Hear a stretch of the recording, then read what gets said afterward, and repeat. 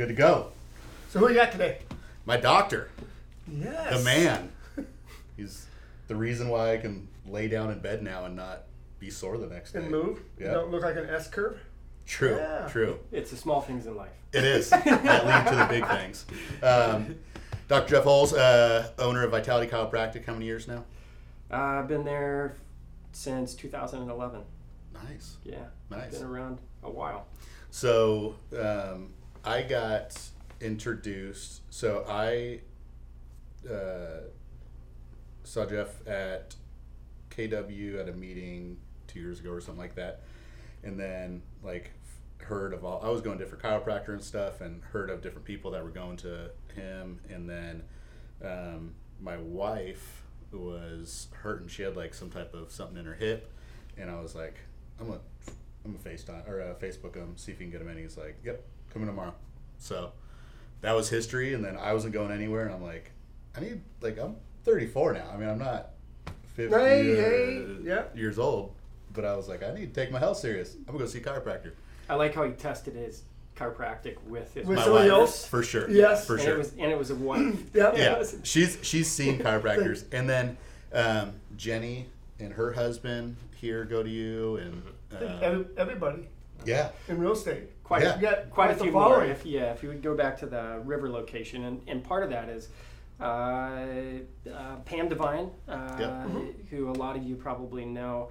I was in a Awesome leads lady. group with her a lot of years ago, and she said, "Why don't you come in and be a lunch sponsor at Keller Williams?" David was heading things up, David Jones, and I rocked it. And he said, "Hey, why don't you come back in for an hour?" And I did that, and I think at this point I've probably been in the river location at least 8 times to Nice. speak Wow. through the years. So That's awesome. It's been fun, and it's probably one of my favorite groups to be in front of because Keller Williams has great energy. There's just a lot of education, and people show up and they pay attention. So Like it's you a were great saying, the crowd to be culture. in front of. Yeah, culture's pretty amazing. So give your bio a little bit.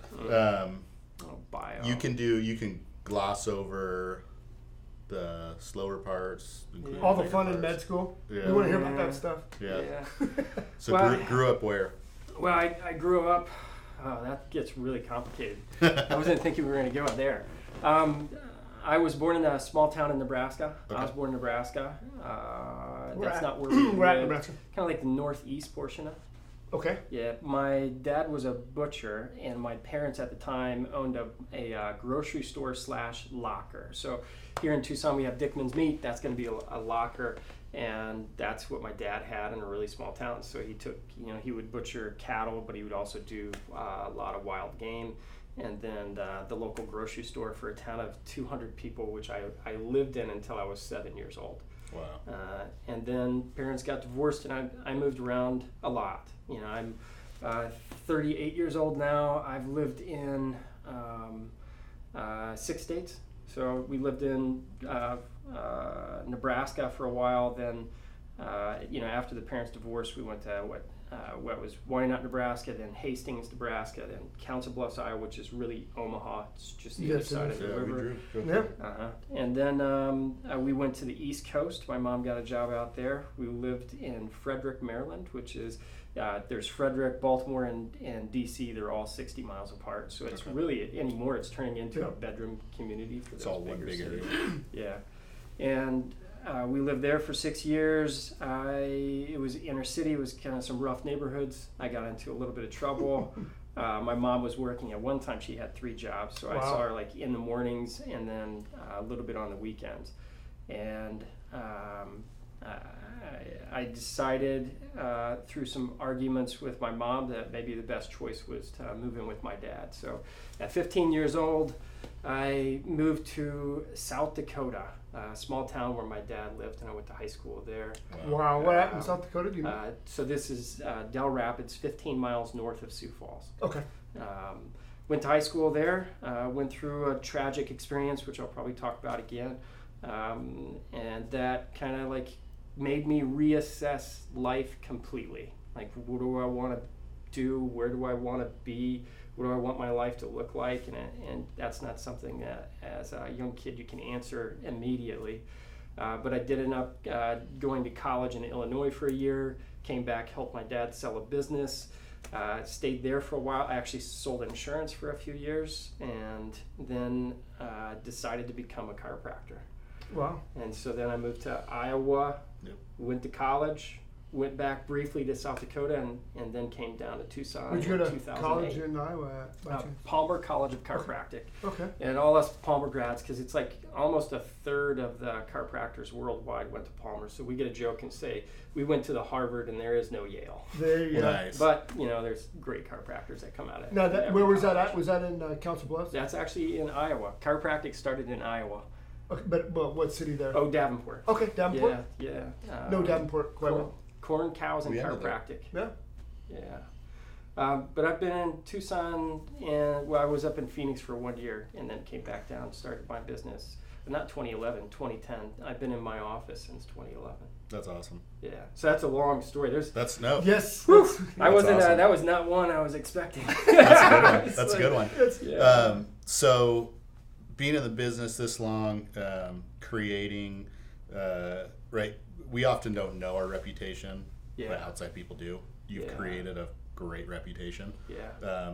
And a perfect example is I wouldn't have sent my wife to you Yeah. if you didn't. Yeah. And we've talked about that a little bit business wise. That word of mouth in Tucson. You were just saying it with Jenny is the referral piece. Yeah. It's huge. It's it. Like Yeah. you can throw money at everything and anything, but nothing replaces the return on investment like referrals. Yeah. You know. And you still have to put in the groundwork. You can't, as a chiropractor, you go to chiropractic college. When you graduate, you can either work for somebody else. The opportunities are small. The income is small. Okay. You can become an independent contractor, meaning you rent space from somebody, Okay. and then you start your practice. Or you can start up your own practice. And at Palmer, 70% of their graduates own a business within 5 years. Oh, wow. Wow. Which is really the way to go, because independent, you're kind of limited on what you can do because you're in somebody else's practice. Got it. And then working for somebody else, it really is tough to make a good living. There's very few great opportunities. So like there. at Palmer, roughly what percentage of your education was around the business side? Dude, we had 4 business classes. Wow. In fact, so I, when I was in chiropractic college, because I had sold insurance before and knew what it was like to okay, I have to do a schedule. I have to follow through. Yeah. I have to start a business. Be intentional. And, be very intentional and scheduled. And do stuff that you don't want to do. Right? Because that's the thing when you're in business for yourself, is there's a lot of stuff that you'd like to do, but really there's a lot of stuff that you do not want to do, but you have to do. It's like any business, right? You go, I just want to work with patients. Oh yeah, it'd be great. We want to work with clients. Yeah. But there's everything else. Yeah. And when I went to chiropractic college, and then you start to hear those complaints that the business classes really, they aren't teaching you everything that you need to learn. Really no. And then there are management companies in chiropractic, just like there are management companies, coaching companies, and dentistry, and in a lot of other professions. But they're the ones that kind of say, okay, so this is how you should run your business. This is how you should communicate. This is how you should market to your clients. And I've had several coaches through the years and followed some of their systems to the T. And some of them I've taken pieces that I've really enjoyed and liked. Because ultimately, your practice is a reflection of you and what you want to do in practice. Correct. And I'm actually taught in chiropractic college how to do gynecology exams. I will never do a gynecology exam or a prostate exam. If you do, you're probably going to get arrested. It's probably not even in this state legal, but in some states, I think Oregon, it's actually that is something within the scope of their practice that they could do. That would deter me. Gotta love Iowa. Yeah. Where we at there? Yeah, that threw me off. That threw me off for a little while there. Yeah. So looking at building your business, one of the things we talk a lot about is the people you surround yourself with. Mm-hmm. An example is we talk about all the time, like you would ask me, what's your job description? We'll sit there when it's us two and Jenny, and they'll go, someone will say, what do you guys do? Aaron and I kind of look at each other and go, stuff. Then we look at Jenny and go, but Jenny does everything. She does. Like she's not the glue. She's the glue bottle, the foundation, everything else. The reason why I bring that up is like you've got Lainey up front of your office. I do. Like, how much does hiring the right person impact your business on a day-to-day? It's everything. You know, when I started, I actually started as an independent contractor because I had gone through a divorce and didn't have a pot to piss in. That's you know, like it's kind of a crazy story actually. Is that I had gone through the divorce. I did exams for another chiropractor over here on this side of town, so the east side of Tucson, for 2 weeks. He paid me about $800. That was about all that I had to my name at that time because of the divorce, and you know, she was going back to the Midwest.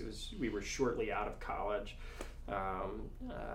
and I rented space from one gal for like one room, and that's all I had for a month and a half. Then I rented a room and shared staff with another doctor for just over a year, and then I finally moved into my new location, and I had a receptionist who had worked in chiropractic for 5+ years as a receptionist. And that was key because I'm trying to start to practice, and I have somebody who's experienced and knows how to schedule, knows how to talk to patients, knows how to follow through on that end. And it was really helpful going through that. But, you know, she worked with me for about 3.5 years, then that ended, and I've had some other really fantastic employees, but I've had 2 really bad employees, and one, fortunately, I got out the door probably within 4 months.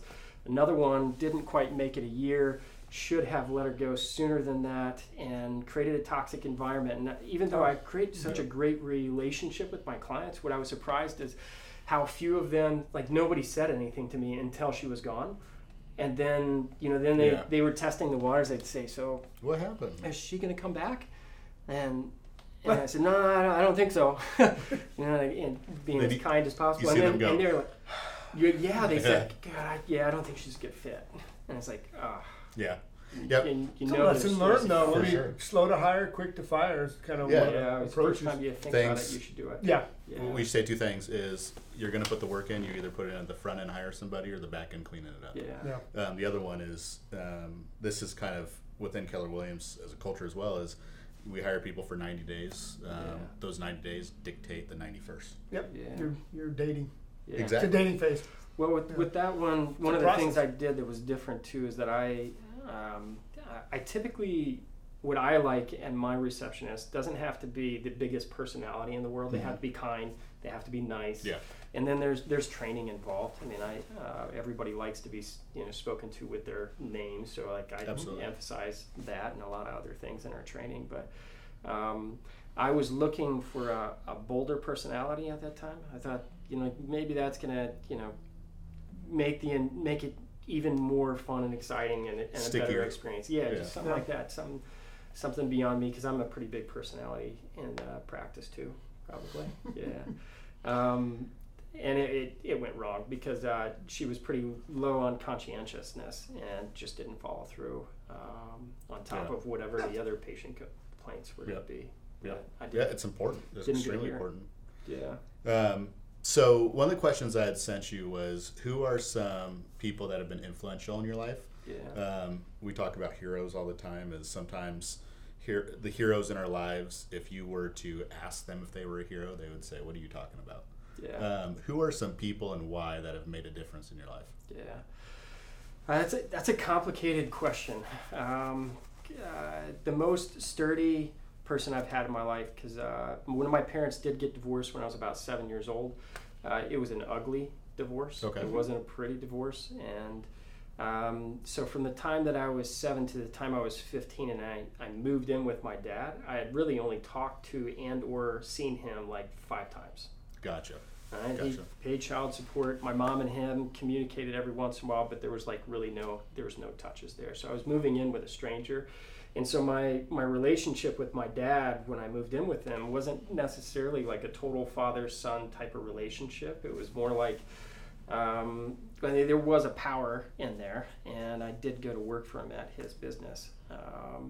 But it was at home. It was more like we were roommates, but he's paying for everything. Gotcha. All right, well, he's a good bro. Yeah. But I learned so much from my dad working for him. That was just one thing, is that he that he did, and I've done at times, is put work above relationships, which is totally toxic, and that can go into a whole hour-long talk. But to learn under him that, little things like never ask somebody to do something that you wouldn't do or haven't done yourself. And when it comes down to cleaning and to guiding and the mentorship and just all those years of seeing him run a business and working with people, that there's just hands down so many lessons that I've learned there. But again, when my parents divorced at 7, he wasn't there. And I've got an older brother who's now a chiropractor who who's married to a chiropractor. Nice.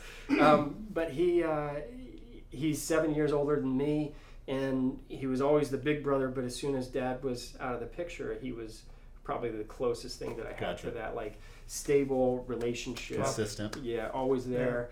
If I got in trouble at school at one point, I did. Suspended from school, and I had to go hang out with Dave and go to work with him because Mom couldn't handle it, and they made me do crap work at that time. He made you pay for it. Yeah, he was a young guy, young 20s, and he worked at Pep Boys. Nice. Lots to clean up. Yeah, I was cleaning stuff and stacking shelves, and there's a part of me that kind of like just hanging out with all the guys there. But it was stupid grunt work. Yeah. That was one experience that made me decide I wanted higher education, I think. Nice. But that's awesome. Dave is also another key person, and that's awesome. And then there's other really cool relationships that I've had that have really been important to me, like because of the divorce and then moving around, education. I got by, but I wouldn't say that I got good grades until high school and then college. In college, I think I had like 4 C's. Everything else was an A or a B.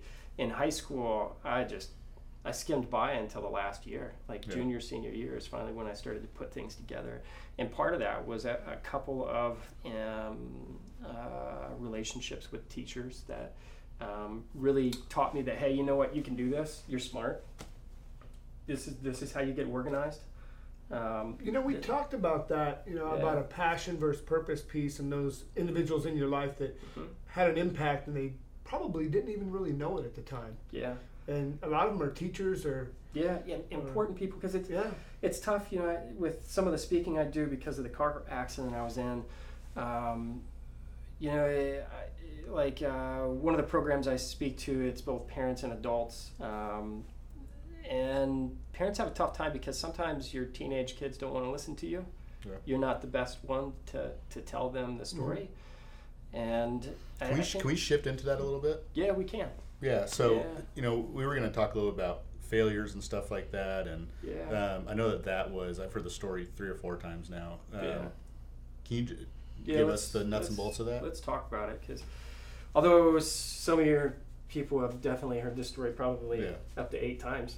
But makes a difference. When I was a senior in high school, and this was actually when I was starting to get good grades and really cleaning up and getting direction anyway, but a few of us decided to hop into a car. We were going to go to a basketball game. We were all drinking. And back then, it's cold, it's winter. If we didn't have a party, we ended up road tripping is what we would call it. And the party wasn't at a house, it was in a car. And so we loaded up in the car and drove back roads, because we're responsible young binge drinkers, right? Didn't get on the main roads. Yeah, we're going to go back roads, and hey, we're going to go real slow.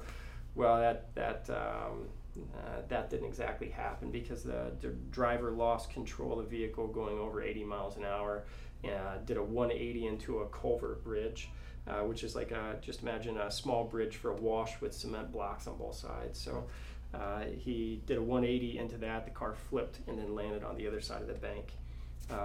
In that crash, I was the one that was sitting where we hit the brick, and I broke my right ankle, my femur in 3 places, my pelvis down the front and down the back. I broke my back at L2 and T7, so 2 places.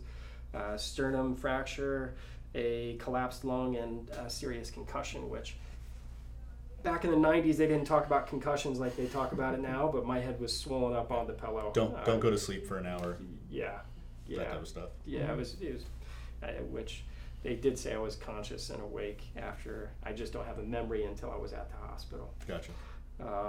And some of the most painful experiences I've ever had, it's that crash. It's like, first of all, because of all those fractures, the femur alone, you broke into 3 pieces, and the bones become like blades because your body goes into spasm trying to protect you, and then you start to slice up your own tissues. So one of the first things they do is they take you out of traction, or put you into traction, which is my very first memory, is laying in a hospital bed, and the doctor comes over and he says, grab the rails, this might hurt.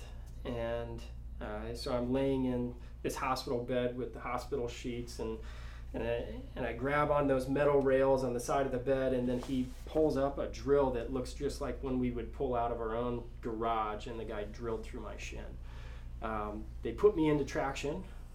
Yeah, wonderful experience. They put me into traction, and then they have to work on circulation too, so they put these pants on me that would inflate and deflate, inflate and deflate to keep the circulation going. But again, I broke my right ankle, my femur in 3 places, and my pelvis in the front and the back. Even if they gave me meds, at best it would make me pass out, but I still was in pain, and I was still aware of what was going on. So when they put the pants on, they'd tell me when they'd come off, and I'd look at a clock and just watch the time tick. And if I was lucky enough, again, I'd just fall asleep, I'd pass out. But that still doesn't come close to like that painful experience of laying in the hospital bed, and my dad comes by and he says, he's checking on me, and I say to him, where are my friends? And then he has to muster up all the courage possible to say, they didn't make it. And again, I'm like a high school senior. Like your friends are almost as important as what your parents are, as far as that's concerned. And going through an experience like that, it really makes you rethink everything. At the time, I was really into cars, and I thought I was going to become like a auto body mechanic. I wanted to have a hot rod shop. I was going to go to Wyoming Tech University, which does quite a bit of that. And then when I broke my back, I was like, well, there's no way I'm going to lean over cars for the rest of my life. So what am I going to do? And how did I get into this situation? Because that's just ultimate failure at its best. Wow. So it was life-changing, life-altering. And I still go back to that story, even though I've experienced other challenging times in my life. We all will again, because of just how many lessons I've learned from it. Yeah. What's cool, I think, or what I know, is that you go speak to the MAD parents as well as the students and whatnot. Yeah. So it's one of those where you can go, poor me, that sucks. It's just the worst experience and not do anything about it, versus use that for an educational piece. Yeah, well, here's the thing. It's failure, right? And when I spoke at Keller Williams last time, and I love to take people, put them off guard. Yeah, I said, well, you can either aim for failure or you're going to stumble upon it, right? Because maybe it's a financial goal, maybe it's not a financial goal, maybe it's weightlifting. That's an easy one for people to conceptualize. Is that you're lifting weights, you want to see what your limit is. Well, you don't know your limit is until you fail on a rep, right? So when you fail on a rep, you actually know what your limit is. You know what your actual personal record is going to be. Or you're going to stumble upon failure by never even attempting. It's like, well, you're never going to know what your limitations, what your potential is, and you're going to have doubt, especially if it's something that you're driven towards. So, I always say there's a silver lining to everything. Oh, yeah. In this particular situation, is there a silver lining that you kind of see nowadays? I mean, I understand being able to help somebody else have it. Yeah, I would do anything to bring my friends back. The pain that I've seen their families go through with the loss of. Mike died, which is tragic, and he had family, parents, longtime girlfriend, that kind of stuff. And then Carlos, which is another good friend of mine. At the time, he was 20, and he had a 2-week-old baby and a wife. Oh, goodness. Carlos Jr. too, so the kid actually wears his name. And then there's the driver. You know, the driver, I'm not saying he was like a straight-laced kid or anything, but he went to jail. He gets out of jail. He still has to live with the fact that he drove the car recklessly, crashed it, and 2 people died. And that, you know, that's a tough thing to accept. Sure. Absolutely. It can take a lifetime. And you know, a few years ago, we had some of our first contacts since the crash. Wow. Because there wasn't a get well card. There was no reach out. You know, like it just kind of happened, and then there was tension. He was living a version of his own hell. Yeah. And you know, when there finally was what I got was a Facebook request. This is a few years ago in December. I get a Facebook request, and at first, you know, I look at it and there was just hesitation. I was like, well, what's this guy want? And then I accepted it. And I sent the first message. I said, hey, how are you? And then we went back and forth. And he's gone through really tough times. And I wouldn't wish that much misery on anyone. And again, you know, it was kind of a reckless time in a small town where alcohol is more prevalent. And on any other weekend, it could have been just any of us. You know, so it's sad to see that type of pain to have somebody over an extended period of time. But silver lining, I mean, there's so many people I've been able to help because of the crash. From a chiropractic standpoint, you know, because I have a rod in my leg, I have a plate in my pelvis, I have patients that have had surgeries, and I get their stuff. And it's like, well, you've had surgery, you have inflammation, you have arthritis, you have these problems. But if we could make it better, would that be good? And, you know, I have a lot of these injuries too. I know what it's like to be in your pain. Better is good. Let's work with you to get you better. Get that better. Yeah. Well, and you can have that conversation with somebody that's never experienced that. Can. Like one of the things I just thought of it was I was in his office and asked him, you know, what he was doing on Friday. And he said, usually we're closed, but I'm meeting with a client that was in a car accident. This is the only time she can come in. It's a big deal. You know? Yes, it is. So we talked about failures, talked about successes, though. You wrote a book. I did write a book. Oh, nice. Yeah. How many books have you written? No, none, zero, nada. I wrote a pamphlet one time. Pamphlet? What is it? I wrote a book. It's called Igloo Think, and it's all about wellness challenges. Simplify the complexity of wellness into individual parts. This book isn't a why. It isn't a goal book. It is really the nuts and bolts of how you actually get it done. And you know, through the years, because I have a wellness certification, and really chiropractic is a key part of how I got into wellness too. Most people will think, the general public that is, chiropractic is like back pain, neck pain. And no doubt, like our profession definitely helps thousands and thousands of people with neck pain and back pain. But it's a pretty limiting factor on what the purpose of the profession is. You know, the purpose of the profession is to help people live a more optimum and healthy life. And our founder, back in the 1800s, so we're talking before they even had the term for homeostasis, which means like your blood pressure stays within a certain level, right? Well, that's it stays within a homeostatic level, right? A balance in there. Same with everything else. Well, that wasn't defined until somewhere around like the 1920s, and D.D. Palmer in the 1800s was talking about how people would create misalignments in the spine that would interfere with the way that their body functioned, and the cause of that was, what he said, was thoughts, traumas, and toxins, right? In today's time, that's how you eat, you move, and you think.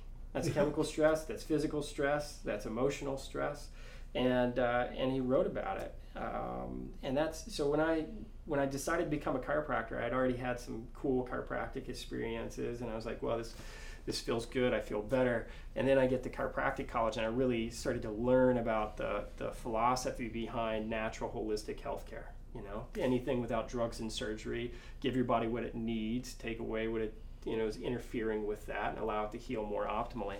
And came across a wellness certification, did the wellness certification, graduated, and started to work with that in the public. So a lot of my lectures are more of a wellness-oriented lecture, you know, like how you eat, you move, and you think more healthily. And even helped more than one business, several businesses in Tucson to do like health challenges in their office. But what I found is that if you do this all or nothing challenge, which is what it's so common out there, you're going to change everything and you're going to do it on Monday of next week. That's when it's going to go. You're going to go to the grocery store on Sunday. You're going to get nothing but vegetables. Yeah. It's going to be healthy food, and you're going to get it done, right? Well, that's not your lifestyle. Exactly. You're going to make it 30 days. You're going to make it maybe longer. Maybe you make it 8 weeks.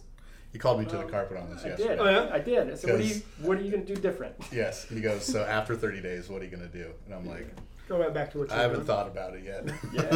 Yeah. And ultimately what you need to do if you're going to make anything successful is learn some healthy habits. Something that's timeless and repeatable.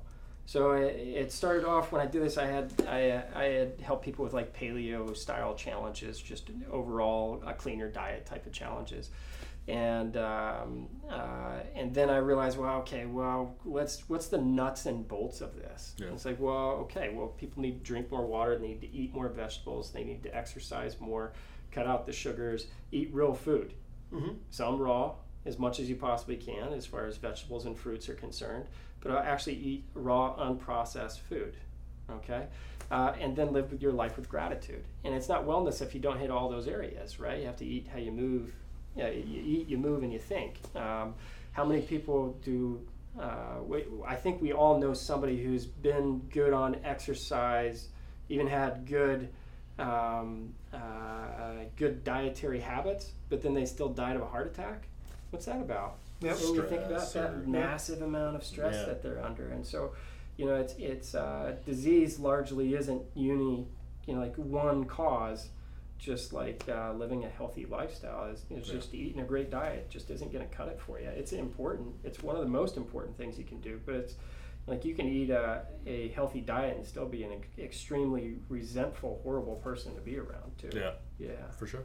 Yeah. Especially when you get hangry. Mm-hmm. Very. Yeah. Very. That's me. Yeah. I've got a question for you though. Yeah. And this can probably solve the whole world here. About solve. And you're one of the guys that ask it too. So, essential oils, do they work? I like essential oils. We're talking about natural and holistic here. So I have, we know that our wives. We're across, you just said you like them. I like them. I'm like the middle ground guy. I don't know. I just don't know. I'm going to give it a shot because... If I'm in pain or I'm hurting or something, I'm going to give it a shot. Aaron thinks it's all witchcraft. Yeah. I like it's not witchcraft, but still, is it? I know. Here's the thing. I don't know. Like, for example, and he was going back and forth with me on this, is our son has had tubes in his ears and everything else. We've tried like the drops and this and that, and Jenny did, I don't know what it was. It was some oil with garlic as well and stuck in his ear, and 3 separate times it worked for an earache. And I'm like, and the other thing too is but I don't know if it's it could have been timing. I don't know. I'm just trying to. I don't want to be the devil's advocate here, but I'm just saying. If I got a headache and I put peppermint on my head and breathing that in after a while helps. Yeah, good. I think. And it's not produced by some big pharma company. Essential oils aren't my specialty by all means, but I have them in my house. I use them. I run a diffuser every night. Actually. We got one right there. Yeah, because they smell good. Yeah, I like the smell of it. I like the good stuff in it. But by no means am I a specialist. Yeah, and apparently there's certain ones that don't go together because I tried to make Jenny got mad at me. I tried to make a concoction. That's because you put like 3 bottles in one. I may have. Yeah, it's potent. Yeah. It's been awesome just going, and what's unique about your practice is an example is Jenny and I went in, and my Jenny went in, and at the same time, and he goes, "Do you want to see what I'm doing?" And so it was actually like watching what he was doing, adjusting her. Yeah. So Andy's explained it to me. Some of it is a third language that I don't know. Yeah. But like just looking at and understanding it now the understanding is what's going to make this long term for me versus just trying to fix an issue. Yeah. I've got another question, and you got to understand, I came from the military, so 20 years of military, and I remember they would not authorize any chiropractic work whatsoever. Yeah. And so they automatically had bad connotation. Yeah, it's basically, nope, can't go there, don't do that. It's, so, and then they started allowing it. Yeah. So now you can. How's it transitioned into that, and why? It's such an interesting transition too, because there is a part of me, especially now with copays as high as what they are, that would love. Part of me would love to see like an elimination of all insurance. There is a part of me that would just love to see that and make it just a competitive market for chiropractic, because you're typically going to see a chiropractor for a higher amount of visits, and again the copays that I see coming in right now are like 35 is a good copay. Like the average just standard chiropractic adjustment in America is somewhere between like 35 and 45. That's like just the standard good quality care is going to be somewhere around that range, which is what people's copays are. So it's a wash. Yeah. So they're paying for it anyhow. It's a wash, because if you had 20 office visits on your insurance policy, and maybe, again, for standard adjustment, we're not talking about therapeutic exercises and all the extra stuff. We're talking about just standard high quality chiropractic care is going to cost what your copays are for a routine office visit. In the 70s, that's when we got insurance. Mm-hmm. It started with Medicare. And it wasn't because the government and Medicare wanted chiropractic to have insurance. It was because chiropractic had just so many people under care that they rallied to get insurance included in it. And then after Medicare came everybody else. They called it the Mercedes 80s. I wasn't, I was just a little kid. But yeah, there was like in the 80s, no copays. I mean, chiropractors made some really good bank because it was just that easy. They could bill out. They got paid for everything. The practice management coaches, they made tons of money because all they had to do was teach somebody how to bill insurance and insurance money. But again, like anything else, they once it gets abused, it gets taken away, and it did get abused, and right now, who could use a chiropractor? Who has a spine? I have young kids that have colic. I have young kids with ear infections. In fact, ear infections is the top reason that young kids would go see a chiropractor. Our profession sees more people under 18 than over 65, which is another misconception for most people.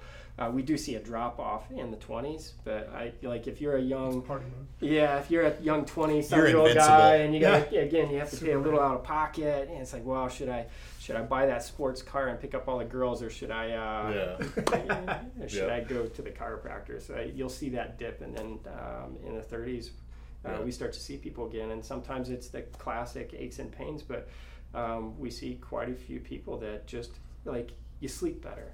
If you have tension on your spine and nervous system, which you get into the general statistics, big ones. So 70% of people don't like their job. Right, so they don't like their job. I was just listening to a video on that last night. Totally stressed out. Well, real estate agents, they might like their job, but is it stressful? Yeah. And every emotion has a physical response, so it causes tension on the body. Well, then you go home, and 50% of marriages end in divorce, right? So if you're having any type of relationship or marital stress, now you add another stressor on it. So you go from your stressful day into your stressful home life, and then you go to sleep at night, or not really, right? Because you kind of toss and turn because you're processing your day and preparing, and mentally your brain, which is incredibly smart, it's trying to fix your problems, right? It's trying to process how do we deal with all this stress? How do we make life better? And then it compounds, and the next day is even worse. You got it. So it continues to build on you, and the more that tension builds, the more it will alter your emotion patterns and cause what we in chiropractic call subluxation, which is where your spine starts to lock up. So you don't have to have symptoms. You could just have in New Zealand, they're studying it right now, which is subclinical pain. There's no pain at all. It's just stiffness and decreased range of motion. Right, so your posture's off and things aren't moving, right?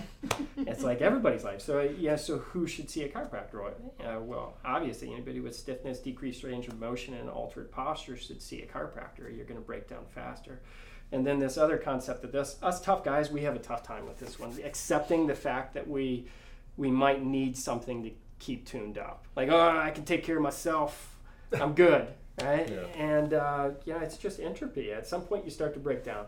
I like to say it this. I mean, I'm a pretty healthy guy. I eat really well. I exercise. I take good care of myself. But if I look in the mirror I'm 38 now. There's gray hair. Fast forward to 49. There's wrinkles, and I'm taking really good care of myself, but I'm still breaking down, and the same thing happens inside. There's an old saying in chiropractic that if people wore their spine on their face, they'd take better care of it. That's fun. Yeah. That's good. Yeah. So if people want to get a hold of you, how can they get a hold of you? 2 ways. So if you're interested in wellness, finding ways to simplify your life and really create some long-term habits, then visit first21.com, FIRST21.com, and you can find more information there. You can buy the book there. It's also on Amazon. And then my chiropractic office here in Tucson, Arizona is Vitality Chiropractic. The website for that is azvitality.com. Perfect. And I'd love to help you if you want. Where's it located? Orange Grove and Oracle. Okay. Is what I like to say, but it's in between Orange Grove and Ina. Yeah. You know that tricky thing? Near Putney's, right? Further just north. North of there a little bit more. And X-rays on site. Yeah, digital X-ray in the office. High quality chiropractic care. We don't like to just throw out a lot of fluff. Yeah. In my office. We do high quality chiropractic care, meaning I'm going to do a really analytical observation of how your spine is, how it's functioning, what kind of arthritis you have, what problems do you have, and then make a good game plan to make you better. It's not just prioritize what's most important for you right now as far as fixing. Working on. Absolutely. Yeah. And sometimes that involves a lot more than just me adjusting you, and that's where the wellness stuff is involved. There's homework. Yeah, a little bit of homework. Yep. A little bit. Don't make it that scary. No, it's good. It's good. The last week, my favorite thing has been laying on my block on my back on the floor every night. Yeah, get a little bit of you time. Yeah, exactly. You too, because I put it on my phone. Yeah, all right. I appreciate you making time. Thank you. Yep. Thank you. Appreciate it. Aaron. Appreciate it. Thank you. Likewise. Check them out if you guys are in Tucson. If not, you can get the book as well. That's right. Or you can travel to Tucson. Travel to Tucson. Yeah. Get adjusted. Let's do it. Well, thanks. Thank you. Yeah, All right. thanks, guys. Peace out.